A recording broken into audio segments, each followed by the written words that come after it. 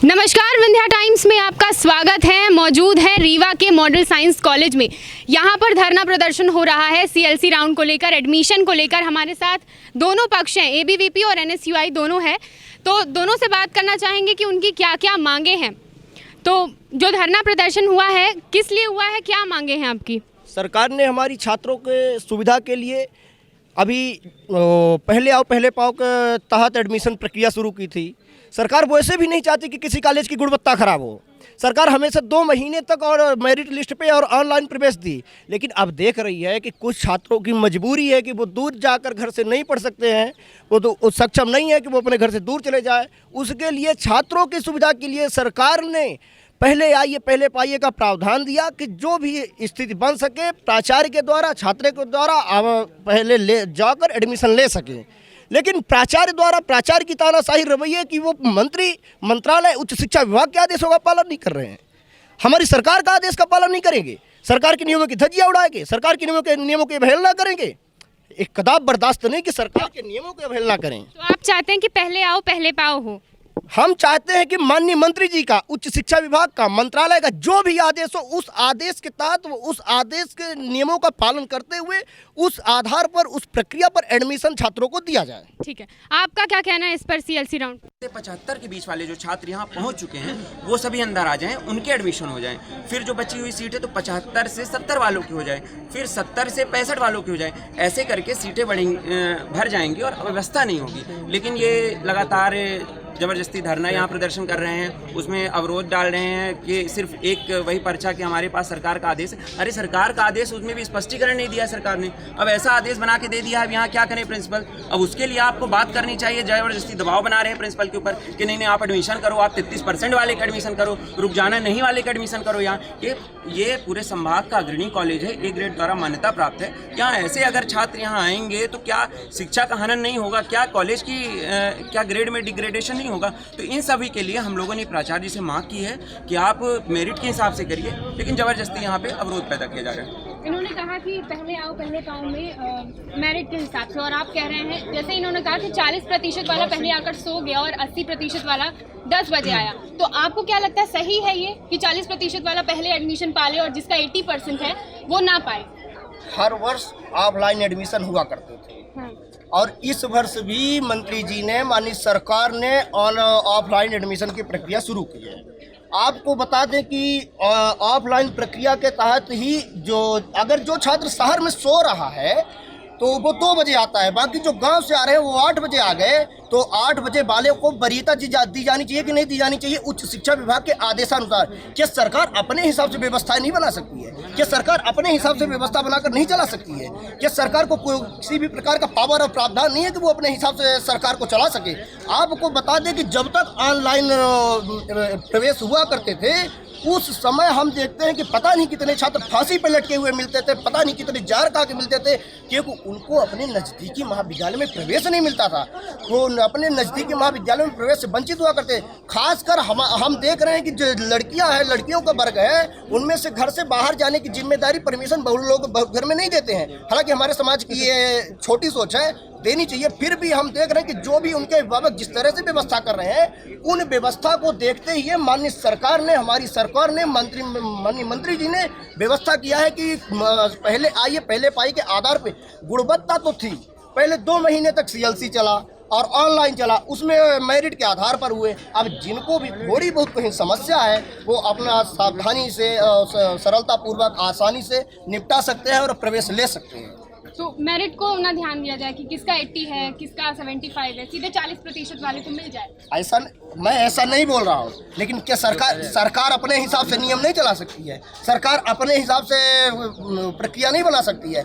अगर मान लीजिए कि सरकार नियम बनाई है तो अगर कोई 8 बजे आ गया, 11 बजे टाइम पे आ गया, तो आप उसको एडमिशन, सरकार के नियम के हवाला को देखते हुए हम बोल रहे हैं कि क्या जो 10 बजे 11 बजे आ गया है तो उसको एडमिशन ना दिया जाए? जो शहर में 2 बजे तक खा के सोया हुआ है उसका वेट किया जाए, या कि यहाँ के अधिकारियों के सहयोगी या करीबियों को ध्यान में रखते हुए उनको हम 2 बजे तक का टाइम दें?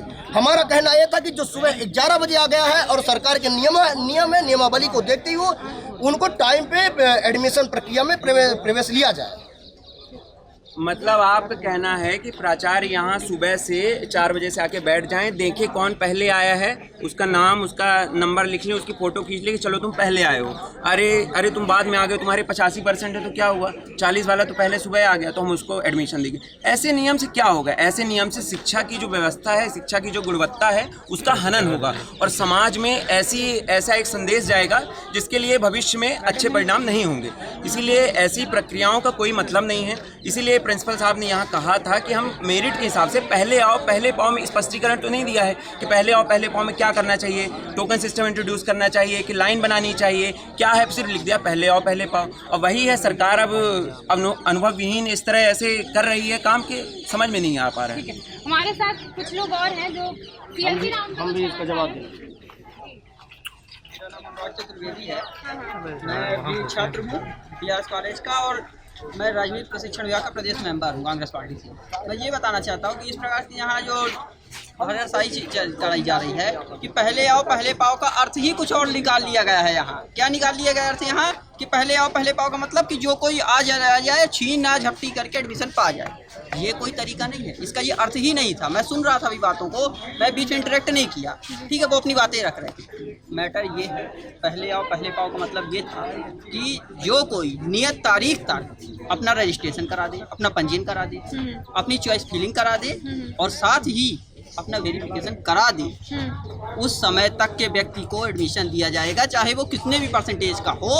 यदि नहीं करा पाता है तो उसको नहीं दिया जाएगा, नई डेटें नहीं दी जाएंगी। ये था इसका मतलब। ना कि इसका ये मतलब है कि कोई चिल्लर फेंके जा रहे हैं, जो चिल्लर पहले पा जाए वो जो उसका मालिक। तो इस तरह समझिए कि कितनी बड़ी लॉ एंड ऑर्डर की खतरा उत्पन्न हो जाए, फिर तलवार लेकर लोग एडमिशन कराने आएंगे कि एक दूसरे को मर्डर करेंगे और 20 सीटें हैं और 200 लड़के हैं, तो जो बाकियों को मर्डर करके जो 20 बच जाएंगे वो एडमिशन पाएंगे। ये जंगल राज है कि ये कानून का राज है इस देश में। ये जंगल राज की व्यवस्था न की जाए। और यदि मैं एडी साहब को बताना चाहता हूँ, प्राचार्य जी को यहाँ के बताना चाहता हूँ, आप लोगों के माध्यम से ये इस तरह की भर्राशाई की गई और संख्या बल दिखाई गई ना कि 400-500 लड़के, मैं 1000 लड़के लेके आऊँगा, एडी साहब को बताऊँगा। और इस तरह की जो भर्राशाई वो किए तो ठीक नहीं होगा। कॉलेज प्रशासन समझ लो, पूरा समझ ले रीवा शहर की इस तरह की भर्राशाई नहीं चलाई जाएगी और ना ही लॉ एंड ऑर्डर किसी का मर्डर कत्ल कराया जाएगा यहाँ इस देश में। आपका नाम? मेरा नाम अनुराग चतुर्वेदी है। ठीक है, अनुराग जी ने जो कहा सबने सुना, आप लोगों का क्या कहना है? मुझे भी बोलना है। हाँ बोलिए। रही बात कॉलेज की गुणवत्ता की या परसेंटेज की, तो आप जानते हैं SC ST का 45% लिस्ट टंगी हुई है। तो अगर एडमिशन ऐसे ही होगा, कम परसेंटेज वाले बच्चे प्रवेश ले सकेंगे और हमारा कॉलेज ऐसे ही नीचता काम करता रहेगा। ये ऐसा ही चल रहा है। कॉलेज के अंदर किसी घुसने नहीं दिया जा रहा, लोग जा रहे हैं, आ रहे हैं, कुछ भी नहीं है। टीचर भी पैक है, कोई नहीं। आज डेट थी, हम लोग उतनी दूर से आते हैं, शहडोल से, बाणसागर देवलौन से हम लोग आते हैं रोज 60 किलोमीटर की दूरी तय करके। लगता है कि चरखी घाटी में कभी मर भी जाएंगे, समझ रहे हैं। बस तो कभी एडमिशन नहीं हो पा रहा, इतना किराया कौन देगा कॉलेज का, आप बताइए। तो मैं ये कहना चाह रहा हूँ कि एक ऐसा कानून बनाया जाए, एक ऐसा नियम बनाया जाए जिसके तहत सब बच्चों को एडमिशन हो। अगर कॉलेज की गुणवत्ता की बात रही तो 40% 48% एडमिशन हुआ है और 80% का भी एडमिशन हुआ है, अभी रुका हुआ। मैं ये नहीं कह रहा हूँ कि एडमिशन किसी का नहीं हुआ है, तो अभी रुके हुए हैं 75% वाले भी। मैं भी जिसका करवा रहा हूँ उसका भी 62% है रुका हुआ। अगर नहीं होगा तो मैं भी चला जाऊँगा, लेकिन एक ऐसा नियम बनाया जाए, कानून बनाया जाए जिसके तहत एडमिशन हो सके। इसमें मैं ये कहना चाहूँगा कि अभी जैसे इन्होंने बताया कि SC ST वालों को मिल गया, मतलब 48% 50% में मिल गया। तो जनरल वाले क्या करें, जो 75 से 80 वाले लेके हैं, उनका तो एडमिशन रुक गया। तो जनरल वाले तो ना ऑनलाइन में पाए, ना CLC में पाए और ना इसमें पाएंगे। मान लीजिए कि 48% वाले, 40% वाले, SC ST वाले फिर से यहाँ पे आ जाते हैं, फिर से यहाँ पे एडमिशन ले लेते हैं। तो जनरल वाले जो जितने हैं 70 से लेकर 60 तक के बीच वाले, वो तो कहीं नहीं ले पाएंगे। उनका तो ना ऑनलाइन में आया, ना CLC में आया, ना इसी में आ पाएगा। तो सरकार को ऐसा करना चाहिए कि मेरिट तो ठीक है, मेरिट को तो ध्यान में रखना चाहिए, क्योंकि 12वीं में जो लड़का 80% पा रहा है वो मेहनत तो किया, जो मेहनत करेगा वही पाएगा। ये तो पूरे सब लोग जानते हैं, जो मेहनत करेगा वही पाएगा। लेकिन जो मेहनत नहीं किया, 40% लेके आ गया, अब चाहिए उसको A ग्रेड का कॉलेज। तो A ग्रेड का कॉलेज कैसे मिलेगा? पढ़ना पड़ेगा। उसके लिए उनको सरकार सुविधा देती है, सरकारी स्कूल खुले हुए हैं, सरकारी किताब फ्री में मिल रही है, फिर भी नहीं पढ़ रहे हैं। तो अब इसमें सरकार क्या कर सकती है? आपका क्या कहना है? सरकार ने जो भी नियम दी है, पहले आओ पहले पाओ, आपको बता दें कि प्रत्येक वर्ष ऑफलाइन एडमिशन हुआ करते थे और आप यहीं RTI लगा के अब जानकारी लीजिए, हर पिछले वर्ष भी 50% तक यहाँ स्टूडेंटों ने एडमिशन लिया है। क्या पिछले वर्ष कभी गुणवत्ता खराब नहीं होती थी? क्या पिछले वर्ष कम परसेंटेज के लड़के नहीं आते थे? मैं सरकार का ये कहना नहीं है कि 80% वालों का एडमिशन ना हो, 40% वालों का हो, सरकार का ये कहना नहीं है। सरकार का कहना है कि जो भी छात्र जिम्मेदार हो और गाइडलाइन के तहत आए, चाहे उसका परसेंट थोड़ा बहुत 19-20 ही क्यों ना हो, जिम्मेदार हो। अपने देश में लोगों को जिम्मेदार बनाया जा रहा है। ये नहीं कि अगर कोई 2 बजे तक घर में सो रहा है और वो अपने कम परसेंटेज वाला छात्र गाइडलाइन के तहत समय पे अपने समय सीमा पे अपने महाविद्यालय में आ रहा है, तो जिम्मेदार छात्र को भी ध्यान देना चाहिए। ठीक है, तो अभी मैं एक दूसरे मुद्दे पर बात करना चाहूँगी। कॉलेज में क्या क्या प्रॉब्लम्स आप लोगों को फेस करनी पड़ रही है, क्या क्या समस्याएं सामने आ रही हैं? कॉलेज में जिस प्रकार समस्याएं आ रही हैं, CLC ये जो चरण हो रहा था, तो इसमें जैसे जिम्मेदारी की बात हुई, तो अगर वो जिम्मेदार होता तो उसके 40-35% तो नहीं रहते, उसके 35% नहीं होते। अगर वो अपनी पढ़ाई के लिए जिम्मेदार होता तो उसके 80-85 आते या फिर अच्छे % आते। अब जिम्मेदारी सिर्फ एडमिशन के टाइम पर अगर चलेगी तो ये तो फिर मतलब हम 12वीं पढ़ेंगे नहीं, किसी तरह पास हो जाएंगे और पहले आओ पहले पाओ के हिसाब से हम पहले कॉलेज में आके एडमिशन ले लेंगे और अपना बढ़िया यहाँ पे हम कॉलेज में अपना वो करेंगे और 85% वाला घूमता रहे, प्राइवेट कॉलेजों के चक्कर लगाता रहे। ठीक है, और कोई फर्स्ट ईयर का बच्चा कोई है या सेकंड ईयर में? हाँ, मेरा कंप्लीट हो गया। आप बताइए क्या कहना चाहेंगे? जैसे पहले आओ पहले पाओ की बात कर रहे हैं, तो उसके नियम से अगर जो 20 बच्चे इस कॉलेज में आए साथ में और उसमें से 4 सीट खाली रहे और मान लीजिए कि अब उसमें एडमिशन सर कैसे ले, उसके लिए भी तो उसमें लिए परसेंटेज की बेस से फिर एडमिशन होगा। इसलिए इसमें तो नहीं होगा कि 40% वालों का एडमिशन हो जाए। अगर जो कोई लड़के साथ में आ गए, ऐसे भी आते हैं कि कई साथ में एक साथ तो नहीं आते। यहाँ सुबह से लाइन लगी थी, हम लोग सुबह से आए थे, तो सुबह गेट खोलने से पहले यहाँ कम से कम 400 बच्चे थे, तो उसमें से एडमिशन कैसे ले लें सर? अब 400 बच्चों में का जो 100 सीट भरनी है तो वहाँ एडमिशन कैसे ले लें? 40% वालों को वहाँ एडमिशन कैसे हो जाए? हमारी सरकार ने ये नहीं कहा कि आपका 80% है तो आपका एडमिशन नहीं होगा। हमारी सरकार द्वारा ये कहा गया है कि जो भी बच्चा पहले आएगा। अगर आपके पास 80% है, आप पहले आओ, आपका एडमिशन होगा। किसी ने ये नहीं कहा कि आपका 40% हो। जब अगर आप लेट आ रहे हो तो आपका एडमिशन नहीं होगा। 40% वाला अगर आता है आपसे पहले, भले आपका 80 या 90 है, तो आपका एडमिशन होगा। और पहली बात 80-70 जो भी है उनका एडमिशन हो चुका है। अभी तक आप लोग कहाँ थे? अभी तक आप लोगों का कहाँ था ध्यान? यहाँ मेरिट देख लीजिए, 85% से CS में 85% से नीचे अभी तक आप लिस्ट देख लीजिए, लिस्ट देख लीजिए। 85 के नीचे कट ऑफ नहीं गया है। कट का हम अभी मोबाइल में दिखा दें आपको भैया को, लिस्ट लगी है। क्या है कि सामान्य वर्ग का 87, ST का 48। तो अगर कॉलेज की गुणवत्ता इस तरह रहेगी तो कुछ भी नहीं चल पाएगा। यही कहना चाहता हूँ। अगर जैसे अभी जनरल किया गया है, जैसे मैं आप कॉलेज के अध्यक्ष हैं, आप अध्यक्ष बनने वाले हैं, आप भी कॉलेज के सचिव हैं, अंकित भैया कोई हैं, मैं सबको किसी को नहीं जानता, चेतन भैया को भी जानता हूँ। तो एक ऐसा कानून बनाया जाए, पहले से एक ऐसा कानून बनाया जाए कि ना ST SC कुछ भी ना हो। ये आरक्षण के तहत अगर इस तरह हो तो फिर पहले आओ पहले पाओ का होना चाहिए। अगर ये पहले कॉलेज की गुणवत्ता खत्म हो गई है तो फिर पहले आओ पहले पाओ का हो, नहीं तो 48 वाले का कभी ना हो। क्योंकि मेरे 87% थे, मैं सेकंड ईयर का छात्र हूँ। मेरा पिछली बार CLC में हुआ था। इतना यहाँ पे भीड़, इतनी भीड़, मुझे अंदर से बाहर आने नहीं जाने दिया जा रहा था। बहुत क्या कहना है आपका? थोड़ा बहुत इसमें क्या होता है कि अगर आप 85% आपने स्कोर कर लिया है 12th क्लास में, मानता हूँ आपने कर लिया, बहुत मेहनत किया। आज तक ऐसा तो कोई नहीं है भाई कि 85% जो आदमी किया वो आगे जाके वही सफल हुआ होगा। बहुत सारे लोग होते हैं, 33% वाले भी होते हैं, बट वो आगे चल के बहुत कुछ हासिल कर लेते हैं। वे वाली पॉइंट नहीं होता कुछ। और जहाँ तक इनका बात ये कहना है, ये भाई बिल्कुल सही बोल रहा है कि आगे इसमें कोई बंदा 87% पाया हुआ है 12th में, और वहीं उस बंदे का नहीं हो रहा है, जहाँ तक कई बार नहीं होता है। और SC ST जो होते हैं उनका किसी आरक्षण शायद उनका हो जाता है। 37 ये भी पॉइंट तो है। पॉइंट जहाँ तक है इस हिसाब से तो फिर बिल्कुल सही है, पहले आओ पहले पाओ। पहले आओ पहले पाओ मतलब किस टाइप से, अगर आप नहीं किए हो, थोड़ा बहुत डिसिप्लिन दिखाए आदमी, आप 85% पा गए, लेकिन आप 2 बजे रात तक सोओगे, 2 बजे दिन तक सोओगे और नहीं आओगे, इसमें हमारा कोई घाटा नहीं है भाई। 40% वाला यहाँ पे आके डिसिप्लिन दिखा के सामने से आके पहले आपका अपना काम ले रहा है, और जिसको गवर्नमेंट ने दिया गया था अधिकार उसका यूज़ कर रहा है। सीधी सीधी बात। देखिए, यहाँ सोने का कोई मुद्दा नहीं है। कोई भी छात्र एडमिशन लेना है तो वो सोएगा नहीं, लेकिन कोई व्यवहारी से आ रहा है, शहडोल से आ रहा है, दूर से आ रहा है, अब कहीं वो जाम में फंस गया, जिस तरह आप रोड की अभी हालत देख रहे हैं, तो है ना, कहीं जाम में फंस गया, बारिश हो रही है, कुछ भी हो गया, तो उसके यानी 87 तक कट ऑफ गया है, उसके 86% है, यानी जस्ट बिलो उसका है, उसका कट ऑफ है, और उसके 86 वाला वो इस तरह में वंचित रहेगा, वो जाम में फंसा रहेगा, और इधर एक 48 वाला 45 वाला आके इधर एडमिशन ले लेगा, और पहले आओ पहले पाओ के हिसाब से, मतलब आपने ये तो बता दिया कि पहले आओ पहले पाओ, अब आपने उसकी क्राइटेरिया डिसाइड नहीं की किस तरह पहले आओ पहले पाओ करें। अब मान लीजिए 3 सीटें हैं मैथ्स ग्रुप में, और आ गए बच्चे 10 आ गए, और 10 बच्चे एक साथ आ गए, तो अब आप किसको एडमिशन दोगे? अब आप फिर अब इसके लिए कोई गाइडलाइन नहीं बनाई है कि 10 बच्चे अगर आ जाएं, 3 सीट बची हुई हैं, तो हम फिर क्या करेंगे? अब 10 बच्चे, अब कोई ये देखने वाला तो यहाँ है नहीं कि पहले कौन आया है कॉलेज के अंदर, कौन वो है जो पहले आगे उसी को होगा, 1 2 3 नहीं, ऐसा नहीं है।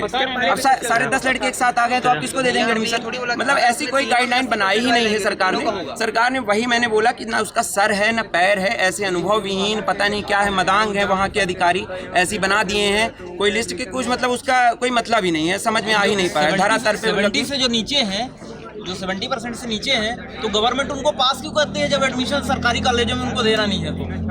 तो फिर ये कौन बताएगा? ऐसा भी तो किसकी गलती है? 45% वाले हों वो भी जाम में किसकी गलती है? और एक आम छात्र जो है, एक सिंपल छात्र जिसका कोई बैकग्राउंड नहीं, वो बेचारा क्या करे? एक गरीब घर का लड़का, इसको फीस देने की भी मतलब उसके फीस देने के लिए भी घर में नहीं है, वो क्या करे बेचारा? यदि उसके 55% है, 50% है। बिल्कुल बिल्कुल, और उसके अगर 55% हैं और किसी के 80 वाले के अगर पैसे नहीं हैं, उसका कोई जुगाड़ नहीं है, यहाँ वहाँ ये आ नहीं सकता है, तो मतलब उसका एडमिशन न हो, 55 वाले को हो जाए। इसीलिए तो मैं यही तो बोल रहा हूँ कि उन्होंने कोई गाइडलाइन नहीं बनाई है, ऐसा मतलब जिसका कोई न सर है न पैर है, वही बात हो गई है कि मतलब ऐसा बना दिया, कोई मतलब ही नहीं है ऐसे कानून का। अब प्रचार भी ये सोच रहे हैं कि इसको कैसे फॉलो करवाएं, क्या करें, वो खुद ही इस असमंजस की स्थिति में है। ठीक है, तो ये चाह रहे हैं कि पहले आओ पहले पाओ हो, लेकिन मेरिट के हिसाब से, और इधर हो रहा है कि पहले आओ पहले पाओ ही हो, है ना, चाहे वो 40% वाला हो, चाहे जो पहले आ जाए वो पहले पा जाए। ठीक है, तीसरा मेरा टॉपिक है प्रत्यक्ष प्रणाली से जो छात्र संघ चुनाव हो रहा है, उस पर आप लोगों को क्या कहना है? प्रत्यक्ष प्रणाली से आप लोग खुश हैं या नहीं, बताइए। बहुत खुश होगा प्रत्यक्ष प्रणाली से चुनाव होगा, उससे हमारे बीच के बहुत सारे हम लोग अपना अध्यक्ष सीधे चुन सकते हैं, और सीआर अगर जो अप्रत्यक्ष रूप से होगा तो हम सीआर चुनेंगे, और सीआर का क्या मत है वो हम लोग को नहीं पता, हम लोगों को तो नहीं पता। हम लोग सीआर चुनते हैं लेकिन अध्यक्ष नहीं चुनते, और यहाँ का जो प्रत्यक्ष प्रणाली से होगा तो हम अपने लिए अपना लीडर खुद चुनेंगे और अध्यक्ष चुनेंगे। तो मैम जो क्या है कि जो कोई भी है, जो एक एक्चुअल लीडर है, वो लीडर निकल के आएगा उसमें, और जो है तो ये जो अन्य जो आप देखते हैं कि आगामी जो छात्र संघ चुनाव पहले भी होते रहे हैं, उनमें लड़ाई झगड़ा भी होता रहा है, और योग्य व्यक्ति को महत्व नहीं मिल पाता था, वो प्रत्यक्ष प्रणाली की वजह से उन्हें मौका मिलेगा। ठीक है, प्रत्यक्ष प्रणाली से चुनाव होरहा है, क्या कहना है आपका, बताइए। इसके लिए माननीय मंत्री जी ने हम लोगों से सुझाव भी मांगे थे, और हम लोग लिख के भी दिए थे मंत्री जी को कि प्रत्यक्ष प्रणाली से चुनाव कराया जाए। इसके लिए बाहुबल धनबल का भी प्रयोग कम होता है। मंत्री जी ने भी कहा था कि हम लोग भी यही सोच रहे हैं कि प्रत्यक्ष प्रणाली से चुनाव हो, लेकिन उसकी पहले पारदर्शिता देखेंगे कि इसमें छात्रों को किसी प्रकार की समस्या, उनका सीधा सीधा सोचना ये है कि प्रत्यक्ष प्रणाली से चुनाव हो, लेकिन व्यवस्था ऐसी हो कि छात्रों को प्रकार की समस्या है। ठीक है, आपका क्या कहना है प्रत्यक्ष प्रणाली से चुनाव? ये ठीक है, क्योंकि अभी तक जो चुनाव होते थे उसमें यह सबको बाहर से कहीं उठवा के ले जाएं, कुछ भी करते थे, परेशान किया जाता था, जो कि ये सही नहीं था। अब ये इसमें सीधे चुनाव होगा तो हम अपने अध्यक्ष को चुन सकते हैं। ठीक है, मैं आप सबसे ये पूछना चाह रही हूँ कि जो कोई भी अध्यक्ष होगा, फर्स्ट ईयर या सेकंड ईयर का कोई बच्चा हो, उनसे क्या क्या आप कैसे चाहते हैं कि वो आपकी मदद करे, या जो भी आपको दिक्कत है उसको सॉल्व करे, आपकी प्रॉब्लम्स को? जो कोई भी अध्यक्ष बने या सेक्रेटरी बने, कुछ भी पदाधिकारी उसको पद प्राप्त हो, वो सबसे पहले तो छात्रों को एकत्रित करके उनकी समस्याएं सुने, हर एक क्लास में जाके, हर एक ग्रुप में जाके कि आपकी क्या क्या समस्याएं, क्लासेस नहीं लग रही हैं, कि पानी पीने की व्यवस्था अच्छी नहीं है, कि क्लासेस में क्लासरूम कैसा है, बोर्ड सही है कि नहीं है, बैठने की व्यवस्था अच्छी है कि नहीं है, वो सारी व्यवस्थाएं देखें। फिर उसके बाद वो सारी व्यवस्थाओं का जो कंक्लूजन निकले, मतलब जो निष्कर्ष निकले कि व्यवस्थाएं ख़राब हैं, तो वो सीधे जो छात्र जो अगर प्रत्यक्ष प्रणाली से चुनाव हो जाता है तो छात्र सीधे उनसे बात करेंगे अपने अध्यक्ष से। नहीं तो ऐसा होता था कि सीआर को बोलते थे, फिर सीआर जाता था अध्यक्ष के पास, वो बोलता था, तो ऐसे में मामला दब जाता था। अब क्या रहेगा, छात्रों के पास एक पावर हो जाएगा, एक ये हो जाएगा कि वो डायरेक्टली बोल सकेंगे अपने अध्यक्ष को कि आप ऐसा ऐसा करवाइए या नहीं करवाइए। देखिए, प्रत्यक्ष प्रणाली से चुनाव कराने के सरकार के निर्णय का हम लोग स्वागत करते हैं। और प्रत्यक्ष प्रणाली से क्या है कि जो अच्छे लीडर हैं वो निकल के आएंगे। पहले क्या होता था, स्टूडेंट अपना सीआर चुनते थे, अब वो सीआर किसी लोभ में आके या किसी दबाव में आके कुछ भी मतलब किसी को अध्यक्ष बना देते थे और ऐसा नहीं हो पाता था और एक अच्छा लीडर नहीं निकल पाता था। लेकिन इससे अप्रत्यक्ष अगर प्रणाली से अगर चुनाव होता है, मतलब प्रत्यक्ष प्रणाली से अगर होता है तो इससे क्या है कि अच्छे लीडर बनेंगे। और लेकिन इसमें क्या होता है कि प्रशासन की जवाबदारी बढ़ जाती है, कॉलेज की जवाबदारी बढ़ जाती है, फिर उसमें क्या होता है, स्थिति कैसी होती है ना, थोड़ा सा लड़ाई उड़ाई ये सब सारी चीज़ें होने लगती है। तो उस वजह से अभी तक अप्रत्यक्ष होता है, लेकिन अगर प्रत्यक्ष होता है तो वो बहुत अच्छी बात है और ऐसे में मतलब समाज को एक नई दिशा मिलेगी। ठीक है, मेरा आखिरी सवाल आप सबसे है कि जब प्रत्यक्ष प्रणाली बंद की गई थी तब कारण ये था कि विवाद होते हैं और अब 34 साल बाद फिर शुरू किया है, तो क्या अब विवाद नहीं होंगे? पूरे होंगे। ऐसे ही जैसे सीएलसी में एडमिशन के लिए विवाद हो रहे हैं, ऐसे ही चुनाव में बच्चों को घुसने नहीं दिया जाएगा क्लास में, बच्चों को ऐसे ही ना वोट कुछ भी नहीं करने दिया जाएगा अपने से, ऐसे ही ये चलता रहेगा। 35 साल पहले और आज में कई सारी विभिन्नताएं। सरकार इस समय पूरी अपनी जो भी व्यवस्था है वो छात्र संघ चुनाव में की तैयारी में लगी हुई है। और वैसे भी है कि अगर एक सीआर का चुनाव होता था तो एक सीआर के पीछे 100 छात्रों की संख्या हुआ करती है।